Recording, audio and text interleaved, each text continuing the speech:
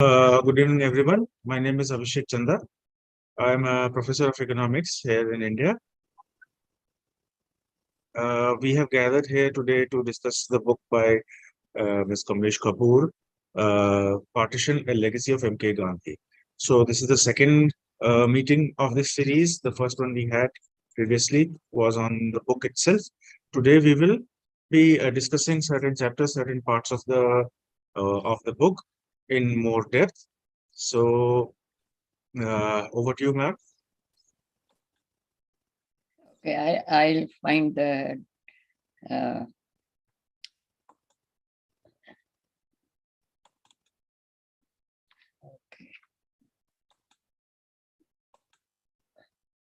All right. Namaste, everyone. This is the second part, and it is the decade after Jallianwala Bagh. But I will talk about Jallianwala Bagh as well, because that shaped quite a few things for the rest of the almost 8 decades. And it is still impacting. So the topic is the decade that sealed India's fate. And why I wrote it that?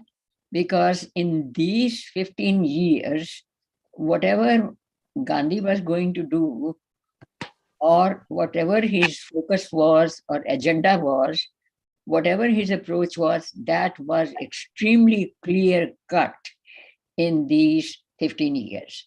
And in the next 10 years, the same thing happened, continued. The events, his reaction the same. In the 40s, turbulence, his reaction the same. So we are going to see how it was impacted, how India was impacted by this decade. So let's see. Briefly, I wanted to go over the history of Congress Party. It is essential because originally it was meant to be just a club where everybody would be talking, the English people and some Indians, intellectuals, would be participating and talking about India's future and what kind of freedom, how much self-rule they want. And most of the members were Englishmen. They were called, it was a theosophic society. So probably it was linked with some kind of religious Christianity, Christian group. And then two members who were extremely, I should say, stalwarts, they were Surendranath Banerjee and Dadabhai Naoroji. And what exactly they were looking at that point was more representation in the and self-rule at the provincial level and more rights for the people. So this is how it started, and this was the broad purpose. Of course, there were people who wanted complete independence, and there was quite a lot of divergence between what the members of the group wanted. For example, there were some groups who wanted to be really taking it like a battle, a militant fight, or fight with any means, because it's a fight. And it needn't be just the words. That won't work. But many of the members were like on the fence, this way or that way. That continued with the Congress Party all through the following years. In the meantime, Muslim League started somewhere in 1905, and their members were also part of the Congress Party. Some were not, but some of them were.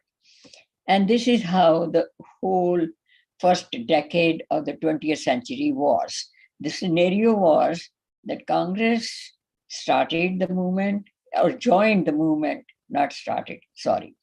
The movement had already started in 1857, And it continued one way or the other by fringe groups, small groups, mostly from Bengal. And then there were magazines and newspapers which used to give articles about demand for freedom and self-rule. And then, you see, the Muslims started the league. And then in 1905 to 1911, surprisingly, there was demand for fighting for freedom. And it was called, there was a news letter which used to come, block printing. And this was from, surprisingly, from Canada and west coast of United States. And the name of the newsletter was Gadar Ki Goonj. I gave the picture of that that first letter, where they showed the chains around the hands of the Indians. And that was pretty, just that much was pretty encouraging people to do something, whatever it is to be done. And then there was a vacuum. Tilak died in 1923.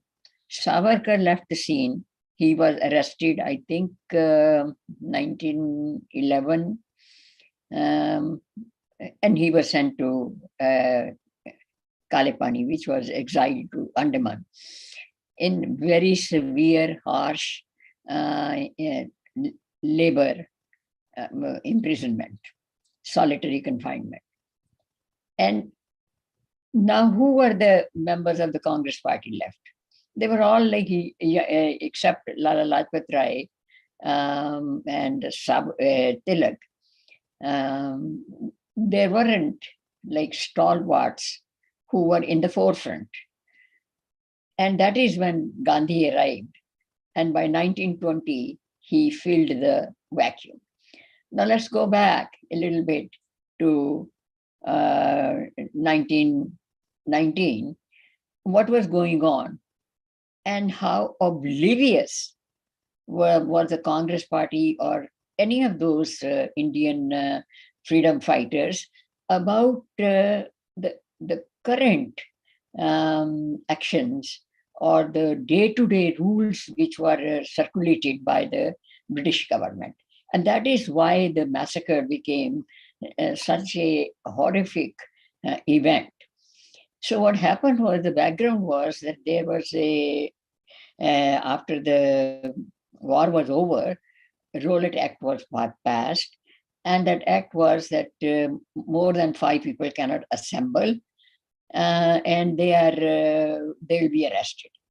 Now, people in the villages who come on Vaisakhi, 30th of April, to Jallianwala Bagh to celebrate, and they are thousands in number, they are not aware of this curfew or about this order of assembly and everything.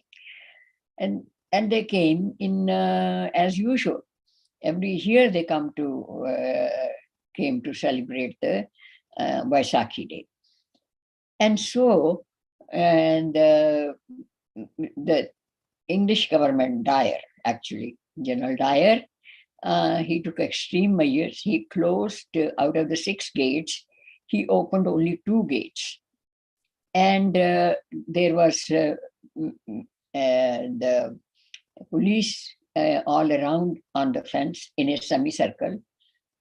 So people were trapped. Once, for 10 minutes, the rounds of firing started. There was no way. Many people died in the stampede, but people could not simply get out. I have visited that place, and I'm sure many of you have too. And these are very narrow, small openings, gates. And thousands of people, let alone 10 people, cannot go through at a time. And there were only 2 gates, exits. So many died in the stampede, but many died in the by the gunfire. So several rounds were fired for 10 minutes continuously. And many people, there is a well there. Many people jumped into that.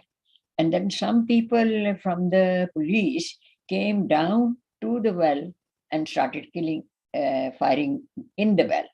So such was the horrific thing. And this is what Uddam Singh saw as a small volunteer, and many of the people who survived and saw that.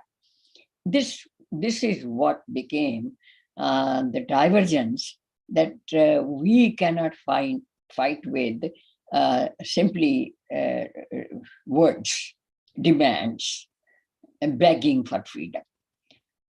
So this is the militant group revived again. It was very active before 1911. It became like, dithered a little bit, and then it revived again. To put more oil in the fire and arouse people's conscience came on the heel Mopla. Now, this is a small group of people. They are called Moplas in Malabar Hills in now Kerala. And some people decided in 1920 that Ottoman Empire is defeated and Khalifa is out of power. And it happened, Khalifa was in Turkey, and two Muslim brothers conveyed to Gandhi that we should fight for restoration of Khalifa. Now, Khalifa was in Arab countries and in Turkey. And here in India, these are Indian Muslims. They were never under Khalifa at all. They were under the British rule, nothing to do with the Khalifa. And they are fighting for restoration of Khalifa, that too in Malabar Hills. So Gandhi said, okay, if you are going to be non-violent, I'll allow. Congress party vehemently spoke against it. And Jinnah was absolutely nuts. He said, what are you doing? You are giving to Indian Muslims Arabian roots.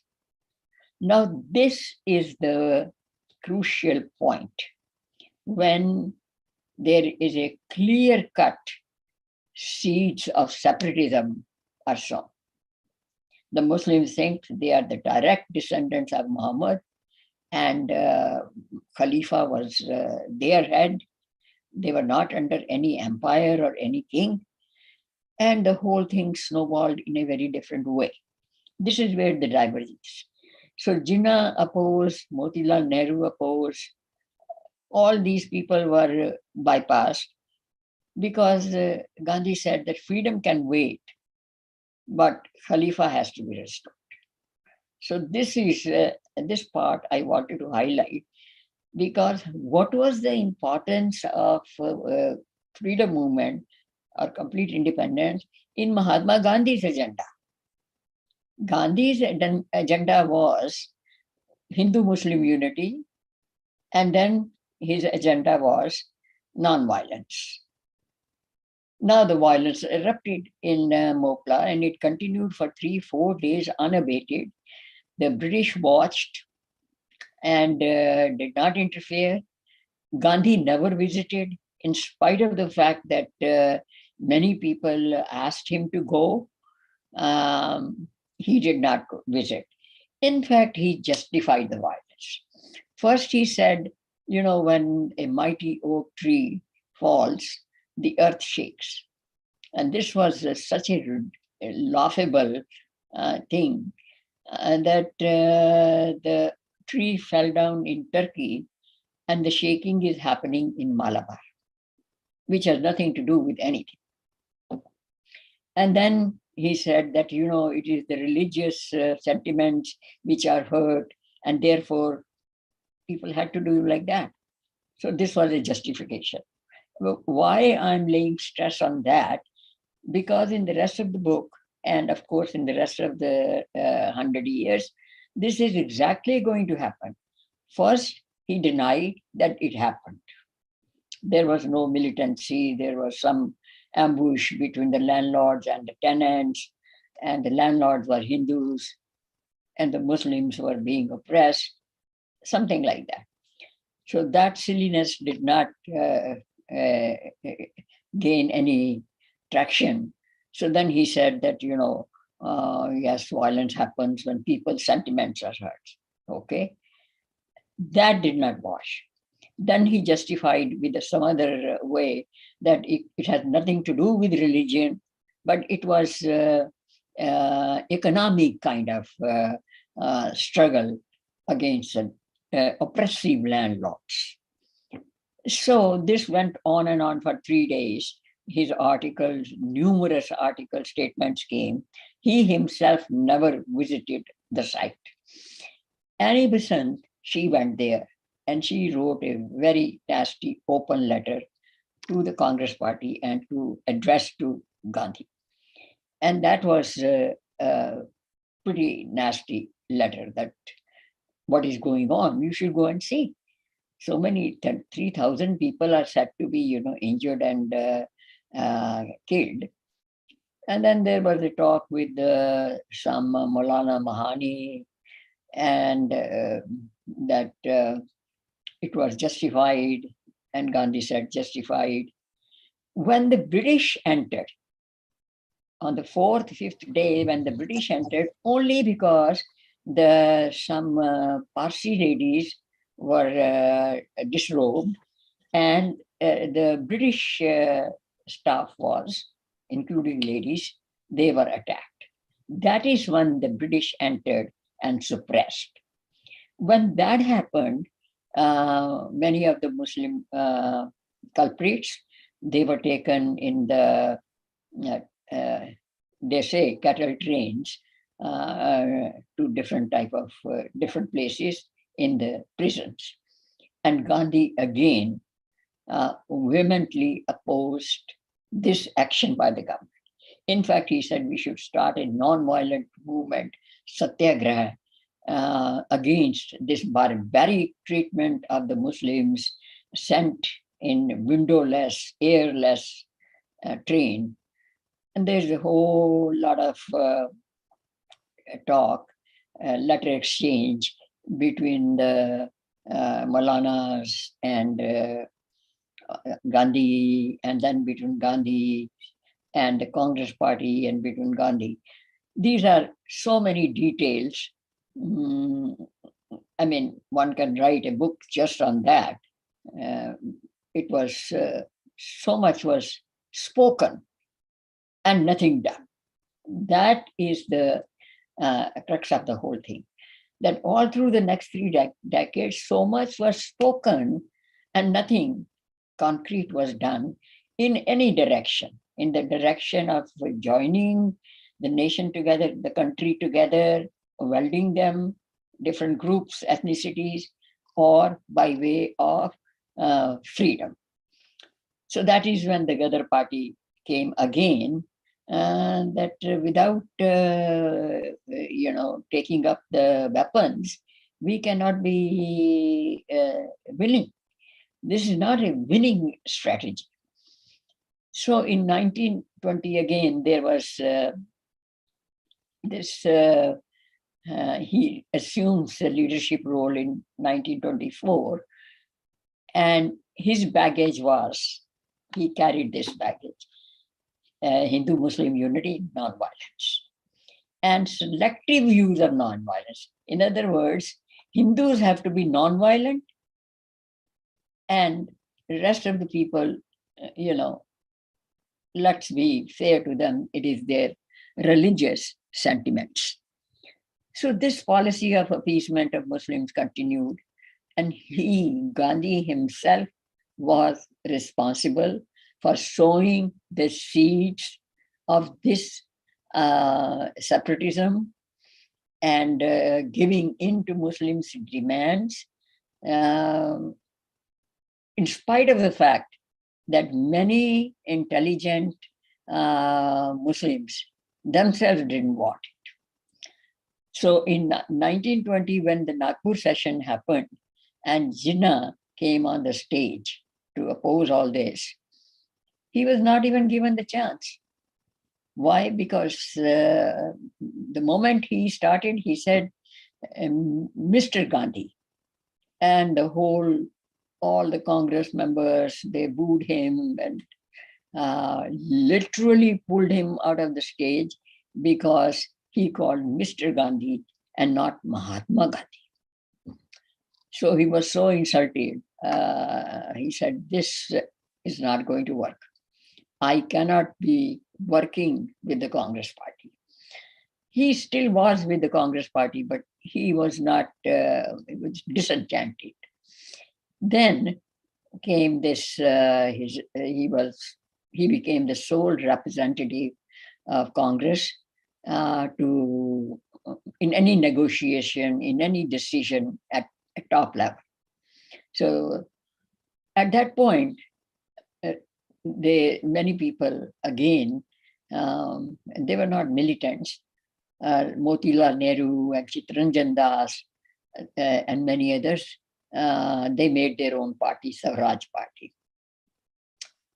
And somehow or other that fizzled out because Chittaranjan Das died and Motilal did not get much of following, even though his stand was that whatever the government gives in the next few years, British government, self-rule, limited self-rule, or a Canadian type of dominion status, accept it. Let us accept it. So this was the general direction in which many of the Congress leaders, the ranks and file, wanted. The leader himself did not clarify what exactly was his priority, except HMU and nonviolence. And he did not clarify his strategy, except that it is going to be non-cooperation and fasting, and of course, nonviolence. So this laid down the foundation. These are now watershed moments during the 20s. A lot happened. So Jinnah was against Khilafat movement. He separated, moved away. Nagpur session, I already explained. Dissatisfaction in the party and Swaraj Party, yes, that happened. Militancy against the British atrocities, that started. That became more, that surfaced. And there were young youth from Punjab, from other places, Bengal, they joined. And then 1924, he became the sole representative. Now came Lahore bomb blast. And in that bomb blast, nobody was supposed to be killed. It was just supposed to be to give a warning to the British that if you don't stop the atrocities and if you don't stop suppressing our voice, then we can do this. And Bhagat Singh later explained that those who are deaf, sometimes they only hear the noise of the bullets. That was his reason to do that, not to kill anybody. However, the trial started and everything. Then came Simon Commission. The Simon Commission came simply to decide, to negotiate. What do you want? What can we give? Not a bad idea. And suddenly Gandhi decided that, no, we don't want Simon Commission. And he started boycotting that. At the same time, he said that let us do the protest against the Simon Commission. And now, retrospectively, or even at that time, one can see What was the point? Simon Commission came, the Sikh representatives attended, the Muslims attended, met them, not attended, sorry. And why the Congress party is boycotting? If they're boycotting, what is the need for procession? So when these non-violent processions, Simon Commission, go back. In that, there was lathi charge. And one of the person, they were British and brutal.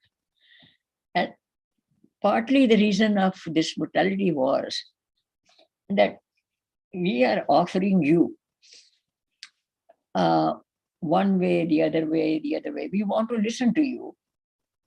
And you are boycotting and you are doing all this kind of nonsense. You are standing in the way of negotiation. In that lathi charge, John, there was Scott and Saunders. They were both there. Scott was the person who did the lathi charge. And so brutally, Lajpat Rai died. Within his own self, and Lala Lajpat Rai, along with Bipin Paul, and of course, at that time, Tilak, all of them, they were leaning towards militancy, that kind of thing. So Gandhi was, in a way, satisfied that the way things are, these militants, the violent group is out. And anytime there was violence, he decried Hindus. Why did they provoke the British, or why did they provoke the Muslims? It is their fault that it has happened. So these kind of, sometimes I feel it was kind of a drama going on. If I were not the participant, to me, it seems what's the whole shenanigan about?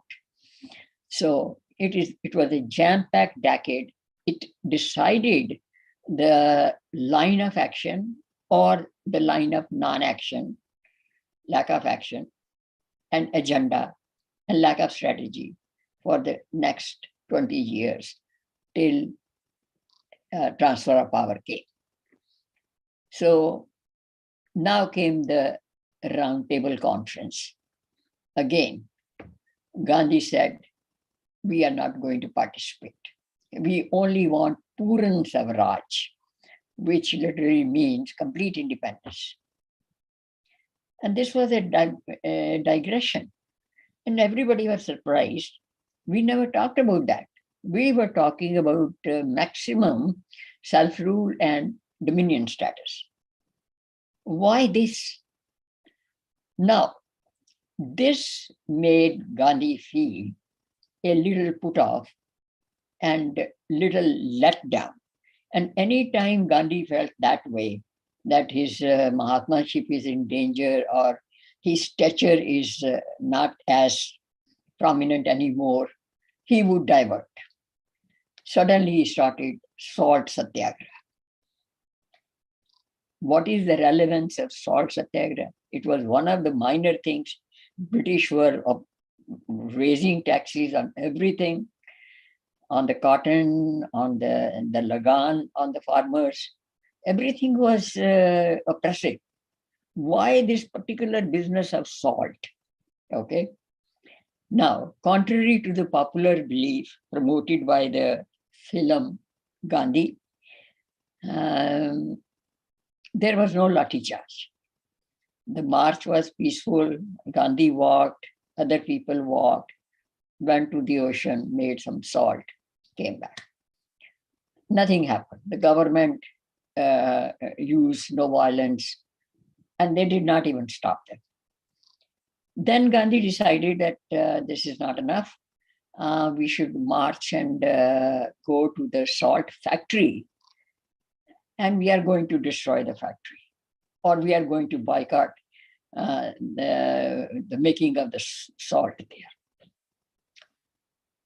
At that point, the British knew that there's going to be some kind of violence, and nobody is going to listen to Gandhi, and there will be lathi charge or brutality, gunfire, because the government is not going to allow them to enter the factory. That was given of the situation. So these satyagrahis were asked that no matter what happened, even if the lathis are charged or the gunfire is going on, you are not even going to do this or this. So that march was brutal. Many people died, and they were just thrown in the ditches, and pretty gruesome. Gandhi himself was not there. He was not lathi charged because they knew that he needed to be protected. Otherwise, there will be massive ho-halla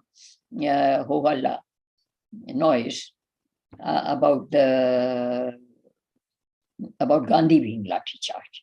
So, contrary to the popular belief, Gandhi was arrested at 4 o'clock in the morning, and he did not participate. But he again reiterated that no matter what, you are going to be nonviolent. So this salt satyagraha really went very badly.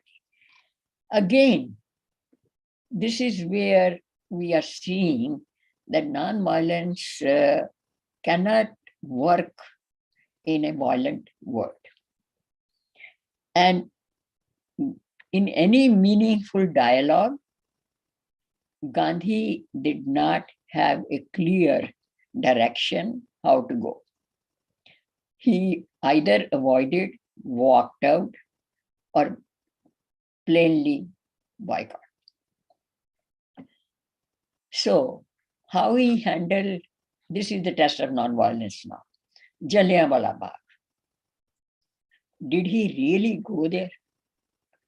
Of course, he condemned. Again, words. Did he go there? Did he do the soothing?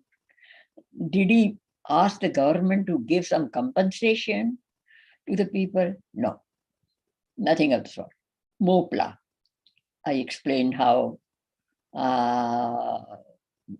this was the groundwork of the course of his response during the rest of his life, and the rest of the life of Nehru and the rest of the dynasty. And even today, if nothing meaningful is happening, keep your stature high and get out of on the roads and block everything, disrupt life, just to make noise. Speeches, noise, no concrete plan, agenda. So what were then the priorities for him? HM unity, independence. Jinnah's vision was that let the nation get dominion status, and we will decide how we are going to split the ruling group, whether the Muslim person is going to be the prime minister, alternately, whichever way. These are details to be worked out once we get dominion status, get the hang of administration, ruling, because for the last 1,000 years, these people were divided in small little kingdoms. They did not know how to rule a country. Even if there are kingdoms, still there is a country which is being ruled, and they had no experience. So he did different criteria to use non-violence. Sometimes he justified, sometimes not. So eventually by the 30s, Muslims became his like younger children. He was Bapu of everybody, and his posturing was paternalistic. like, chiding Hindus that, hey, you're younger brothers. I don't understand how is the younger brother business coming. And they never thought that Hindus are their brothers. So he was, to me, unprincipled in its tacit indulgence of minorities. You see, and that prevails today, which might have widened the cleavage between the majority and the minority communities. The subsequent violence in the next 20 years was because of this chasm. And interestingly, the bullies were his brothers. He kept on saying, Jinnah, my brother. So he institutionalized minorities, and which continues today. And that is why his legacy part of the book is lengthier than his 20 years of being in India, 27 years that he was alive in India. Kamlesh ma'am, if I may interrupt you just for a moment, since there's a large, first of all, thank you so much. This is Himanshu. There's a large audience here, close to 22 people. I wanted to raise it to everyone that if you have questions and comments as ma'am completes her discourse, her initial explanation, we will take those questions. So request you to write in the chat so that we can, as moderators, we can facilitate those. We want it to be more interactive. Ma'am has great insights and knowledge. So with that, I just wanted to interrupt so that everyone can start butting in case there is any comment or question. So with that, back to you, ma'am. And before actually you begin, one thing which I wanted to, since a lot of it is captured in your book, and the audience is always, we all are looking forward to gain from your experience, your academic knowledge, and also the relevance of it. I do have one question. Why are we in here today? Why exactly are we studying Gandhi? What relevance does Gandhi offer today beyond the imprints in the Gandhi movie or the notes and whatnot? Does it bestow any lessons that we as Indians, wherever we are settled, need to learn from that period that Gandhi was on the scene? So with that one comment, back to you, and then we'll take more questions as well. That is what I'm strictly, talking about. The framework is his legacy.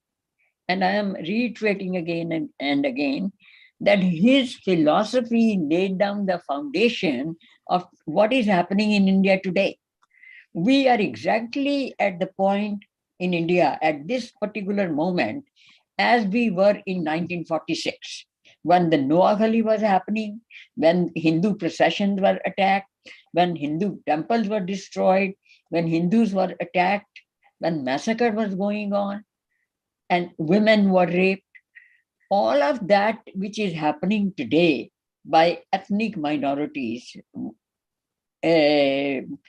suppressing Hindus, it is connected with that. And that is why I am talking about that even though Gandhi is dead, Gandhiism is not dead.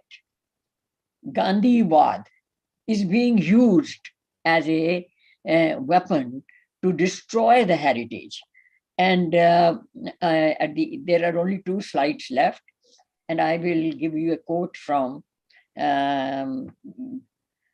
Nehru, that the seeds, actually I should quote before that, those of you who have seen Mahabharata, there is a dialogue between Vidur and Bhisham Pitama, in which Bhisham Pitama says that the Durbhagya, bad luck, emerges from the deeds of the past. And this has been a really very important statement that things don't happen overnight. What is happening in India for the past 50, 60, 70 years has not developed it over one day at the time of the transfer of power. It was, the preface was being laid down in the 20s, in the 30s, in the 40s. And that is where we are. So why it is important to dislodge and face the reality. Who killed the Hindu psyche? Why we are facing the same situation that we were facing in 1946? Why we are having the same communal dialogue and their rights and everything after we gave away almost 1/3 of India, disintegration?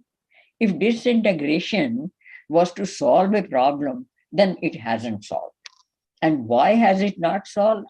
Because we are sticking to the policies which were proven wrong at that time, proven useless mockery of a movement.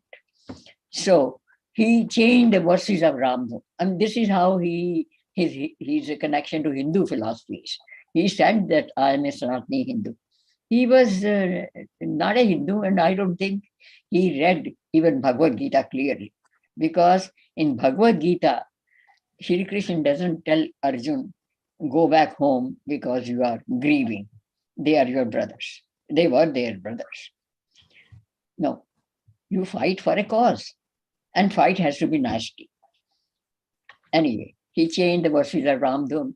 He diluted Hindu Dharma. And this is important. Not many people know in 1929, at the time of Ram Navami, Gandhi simply wrote that I don't believe in Ram. I don't revere him, respect him. This is an open letter in complete works of Mahatma Gandhi in April. He said that. He said that he killed Bali by wrong means, and he did not have to kill Ravan and cause that bloodshed. There were non-violent ways. And a person who resorts to this kind of violence, he's not Bhagwan, he's not my guru. Then why are we talking about Raghupati Raghav Raja Ram? It is the same Ram, Raghupati Raghav, who killed Ravan. So that particular letter is really annoying. And if you get hold of, I think I reproduced that letter, the original, and please read that. And that is the reason you have to buy the book. I cannot reprint everything here. And for them, he used the term extremist. Bhagat Singh was an extremist. None of these people who were barristers, lawyers, they came to defend him. Even though, British thought that Gandhi would come and ask for leniency in the case of Bhagat Singh and Sukhdev and Azad. Nobody came to their rescue. In fact, the British got away with it, and they were surprised what kind of people they are. They are not standing with their own brethren. So, was these extremists now? He lumped everybody in that.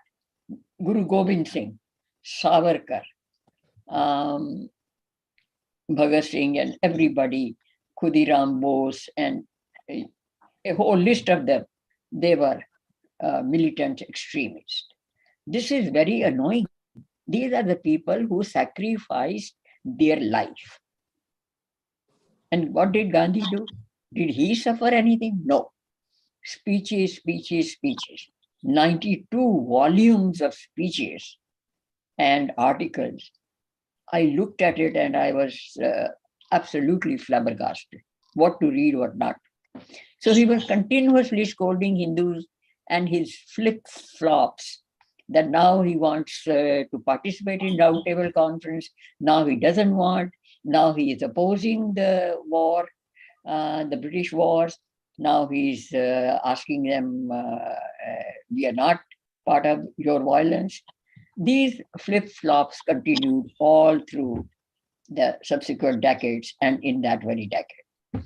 So Bhagat Singh's execution, this was so nasty a trick on Gandhi's part, which many people do not know.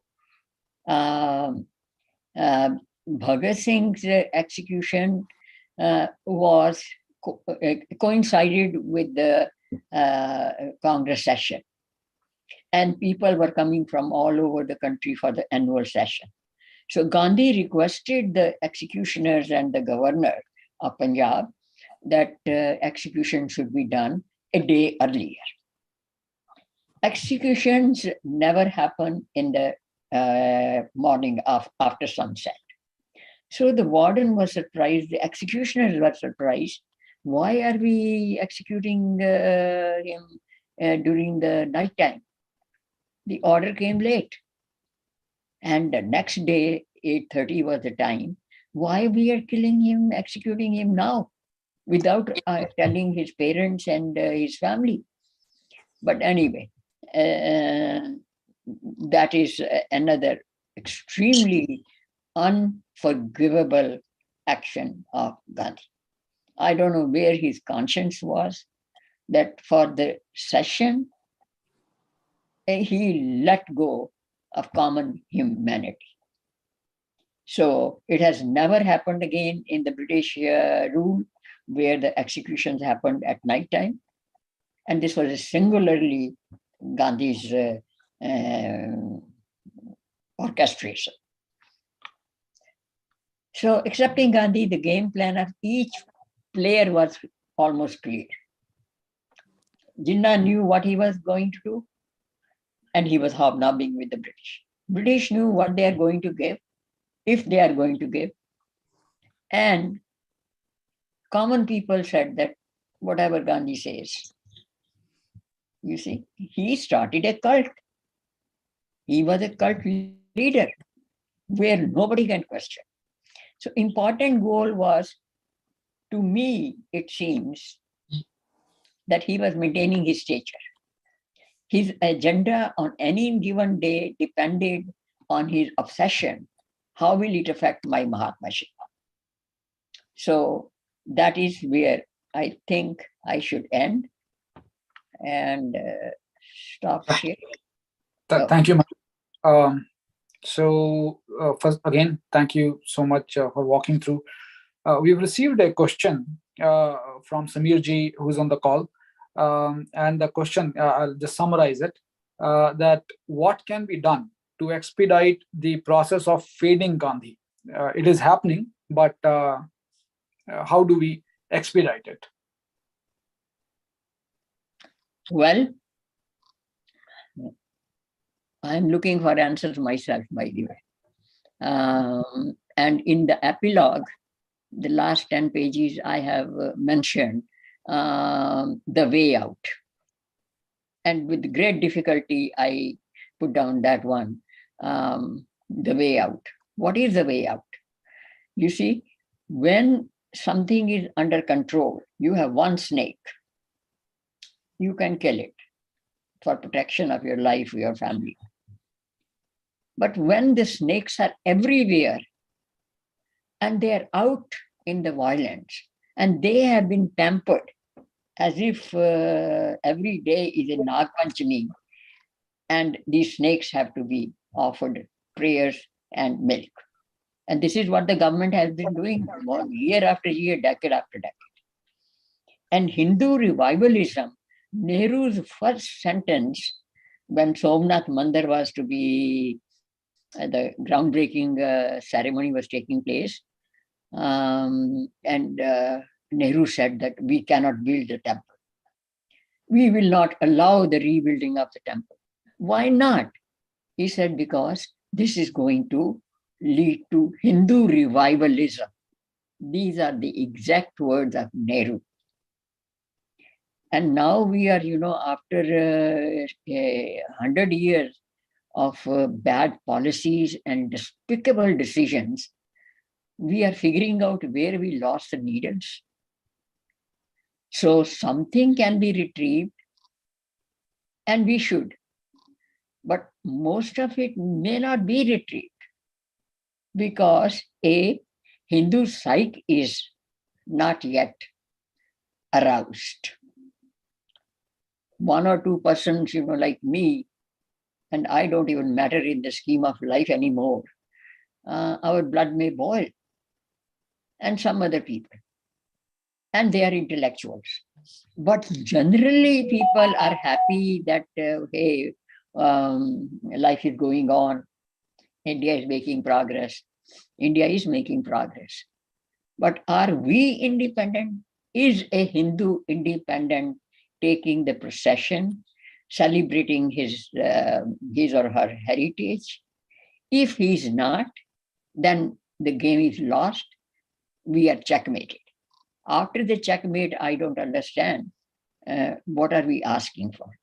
However, the way out is that Hindus should unite, face the fact, what happened. What happened, why this is happening, who was responsible, and get rid of those factors. If you are talking to me in the beginning, Vande Mataram and Mahatma Gandhi ki jai, then you have not really opened your eyes. And you are 150 years, 115 years behind the correct time. So that is why the book is undaunting. I'm myself surprised why it has become such a lengthy, frightening book. But then every single page is about the actually what happened. You cannot dispute the evidence because this is based on his own speeches. How he handled the partition, that will be subsequent decades. So the next series will cover communal privileges and communalism and provincialism, the self-government which was granted, and a whole lot of Gandhi doing, sidelining everybody. Ambedkar, Savarkar, Madan Mohan Malviya, almost everybody who did not die earlier was sidelined. So this will be the next thing, and we'll go through the Second World War, the beginning, the Viceroy's role, his role. By 1935, he was irrelevant. Ma'am, again, irrelevant. Sure. Ma'am, since there are questions coming in, so I again apologize for correcting. There is one comment which has come, and I believe it'll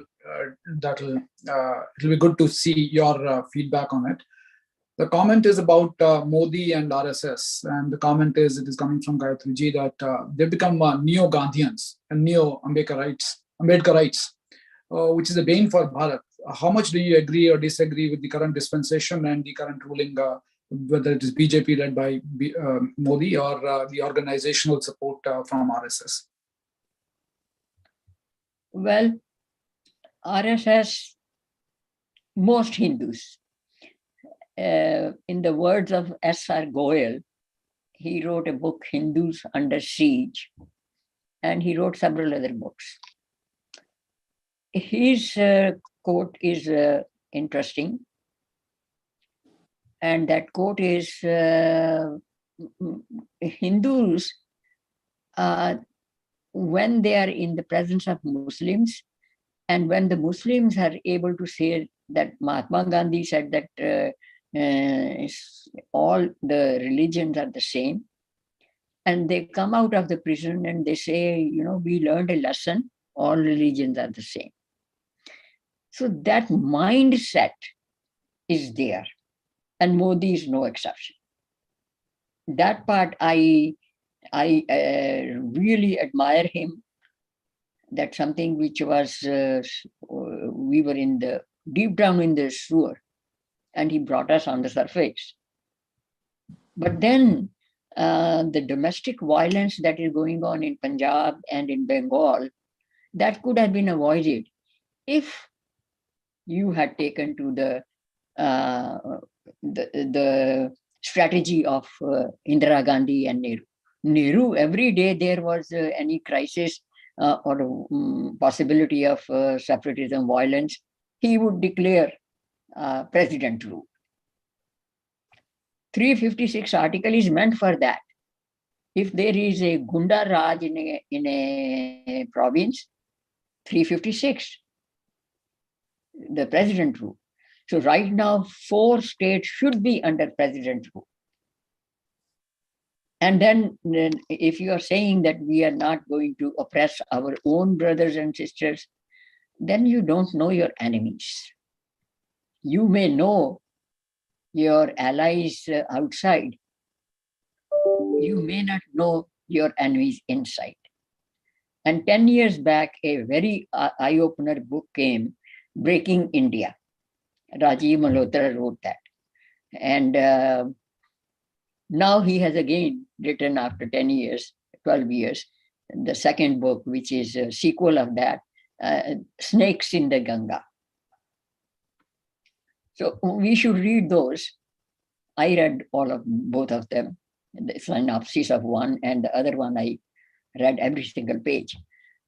To me, unless the RSS changes the technology, if you are getting the name that you are militant, right, then why not be militant? You see, I have never seen a Hindu household having a gun or a kirpan or anything like danda even. In fact, if the child uses a danda outside or slap a buddy, he gets another slap from the home. Why did you do that? You see? So if the pelting stones is what they are doing, then the government is responsible to protect the citizens. Government is not responsible for protecting the minorities. In India right now, there are 2 things going on which are wrong in domestic policy. As an administrator, I would not succumb to those 2 silly kind of plans. One of them is the appeasing the bully. Why appease them? Law should not be 2 different things for 2 different groups. Law is the same. Universality of penal code is the same. So let us not dig holes. And second thing is, if we are declared as militant, Saffron Brigade, let's be Saffron Brigade then. You see, in Urdu, there is a saying which says, Bad se badnaam bura, which means evil deed is not as bad, but getting an evil name is really bad. Because if you are earning a bad name for no reason, then you earn it for a reason. Be militant. If they are saying you're extremist, then at least change your approach. I'm not saying everybody should be armed. I myself would not kill an ant unless absolutely necessary. But if violence is necessary, Rajya Dharam, diplomacy and Rajniti says, be violent, use violence. This is the only way you can, and Modi has not done that. Domestic peace. Sure. And Thank you. RSS has no approach, by the way. RSS has, I haven't come clearly where RSS is, this is our stand. Where is Hindu stand? Sure.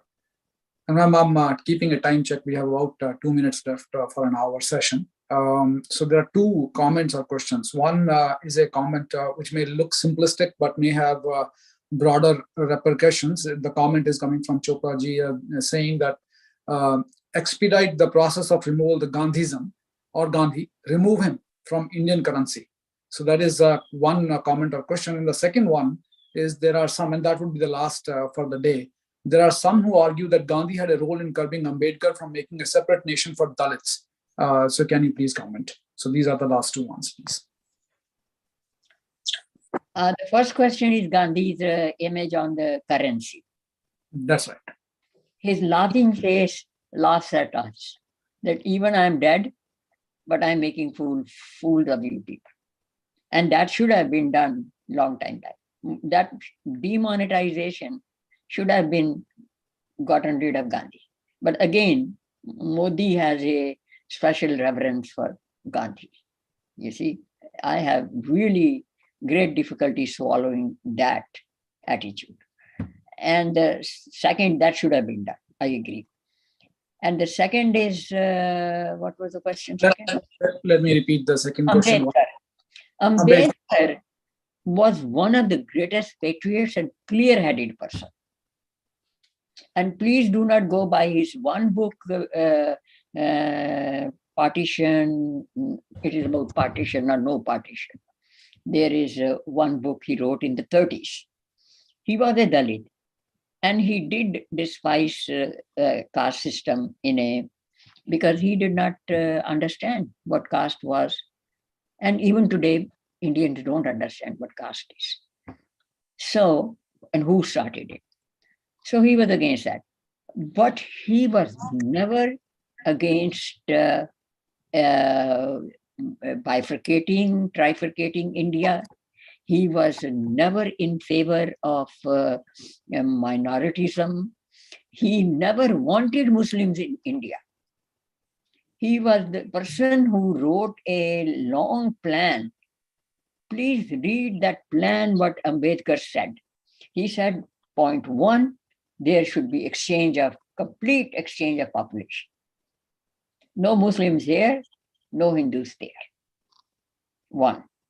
The second thing was, he said that there should be exchange of properties. As much as we lost there, they should give us.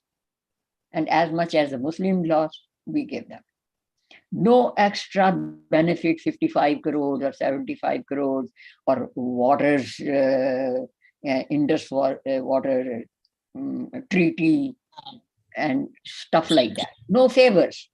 You are not going to be living with India. You are getting Pakistan for the reason. What is your reason? That you cannot coexist. Then why are you remaining here? On the one hand, and Gandhi himself said that, if the brothers want to separate, who am I to say they should not separate?